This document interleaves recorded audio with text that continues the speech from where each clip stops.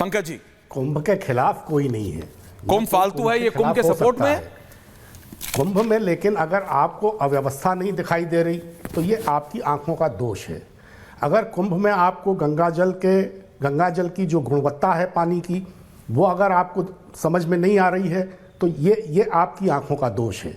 मुझे एक बात बताइए, पहले अर्ध कुंभ होता था और कुंभ होता था, अब महाकुंभ होने लगा। हमने मान लिया कि चलिए महाकुंभ है। आप कह रहे हैं कि 64 करोड़ लोगों ने गंगा में डुबकी लगाई, बहुत अच्छी बात है। इसमें भारतीय जनता पार्टी का, सुधांशु जी की पार्टी का इसमें क्या योगदान है? इस देश में अगर 64 करोड़ लोग सनातन में आस्था रखते हैं तो सुधांशु जी 30 करोड़ लोग उनमें से ऐसे हैं जिन्होंने लोकसभा के पिछले चुनाव में भारतीय जनता पार्टी को वोट नहीं दिया है, भारतीय जनता पार्टी की मुखालफत की है चुनाव में, और वो भी कुंभ में स्नान करके आए हैं। आपको तो 23 करोड़ वोट मिले, 64 करोड़ लोगों ने डुबकी लगाई है। 30 करोड़ वो लोग हैं जो भारतीय जनता पार्टी के साथ नहीं है। तो इस पूरे कुंभ का श्रेय भारतीय जनता पार्टी किस आधार पर लेना चाहती है?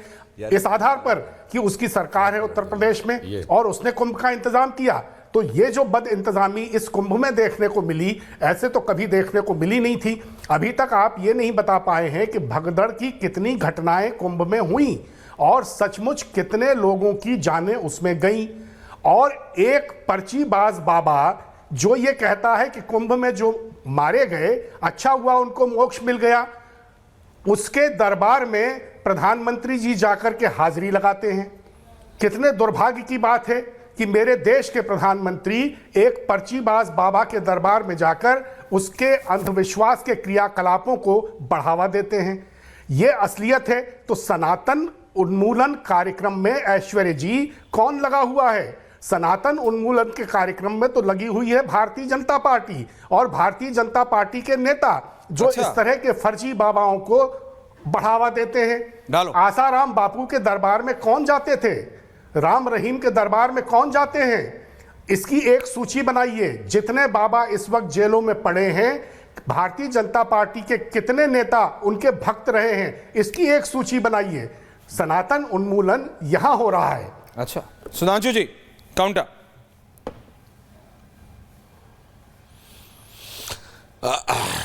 देखिए, यही मैं बात कहना चाहता हूं। आप थोड़ा दूसरे पक्ष पे, क्यों इनके मन में सनातन उन्मूलन, यद्यपि वो बात आपने बता दी कि खड़गे जी ने बोला कि गंगा में डुबकी लगाने से क्या हो जाएगा, तो मैं पूछना चाहता हूं पंकज जी, रत्नाकर जी और भदौरिया जी से, ये सिर्फ हिंदू धर्म में नहीं है, मुस्लिमों में भी जो लोग मक्का मुनव्वर की यात्रा करते हैं तो वहाँ भी एक पवित्र जल का स्रोत है जिसे जमजम कहते हैं, कुआं, और वहाँ के जल को भी आबे जमजम कहते हैं, और उसे भी अपने ऊपर वो लोग ग्रहण करते हैं और मानते हैं कि उससे उनके पाप नष्ट हुए।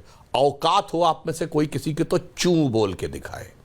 जब आप वेटिकन जाते हैं या किसी चर्च में जाते हैं तो आपके ऊपर पोप भी पवित्र जल डालते हैं और वो माना जाता है कि वो आपको सिन से मुक्त कर रहा है। औकात हो आप में से कोई किसी की तो जो उन्मूलन और अंधविश्वास उन्मूलन इस पे बोलने की बात करें। यहाँ तक कि जो हिंदू फैमिली से जुड़े हुए जो धर्म है, स्वर्ण मंदिर में भी पवित्र सरोवर है और उसकी भी पवित्रता यही मानी जाती है कि वो आपके पापों को नष्ट करता है। आप में से किसी की हैसियत नहीं। ये दर्शाता है कितनी हिकारत भरी हुई है चुन चुन कर हिंदू धर्म से जुड़ी हुई चीजों को अपमानित लांछित करने का जो प्रयास विगत 60-70 वर्षों से चलता चला रहा है उस पर। अब मैं एक और पूरी बात सुनिए सर, और आप फर्जी बात, अरे सुनिए तो सर, पूरी बात सुनिए, काहे परेशान है? अभी दिखाया जा रहा है कि स्वर्ग हाउसफुल हो गया। अब ये बताइए, जब भारी संख्या में लोग मरे तो किसी की औकात है कि बोल दे कि जन्नत और दोजख नहीं होता? अखिलेश जी नहीं बोल सकते, सिर्फ वो बोल सकते हैं स्वर्ग और नरक नहीं होता। और अभी पंकज जी ने इतना प्रवचन दिया तो आपने कहा फर्जी बाबा और ये और वो। ये बताइए, मुल्ला उमर तो घोषित आतंकवादी था? हैसियत है कि मुल्ला के बारे में कुछ बोल दें? क्योंकि मुल्ला उमर ऐसा था तो मुल्ला थे। मौलाना मसूद अजहर घोषित आतंकवादी और अब तो संयुक्त राष्ट्र के द्वारा आतंकवादी। भारत कहेंगे मौलाना और मुल्ला में फर्जी आतंकवादी होते हैं, हैसियत नहीं है ये शब्द बोलने की, उनके आगे जाके ऐसे ऐसे सिजदा करते हैं। और जब याकूब मेनन का नमाज जनाजा पढ़ा गया, जब अफजल गुरु का नमाज जनाजा पढ़ा गया, जब बुरहान वानी का नमाज जनाजा पढ़ा गया, तो कहा गया वो जन्नत नशी हुए।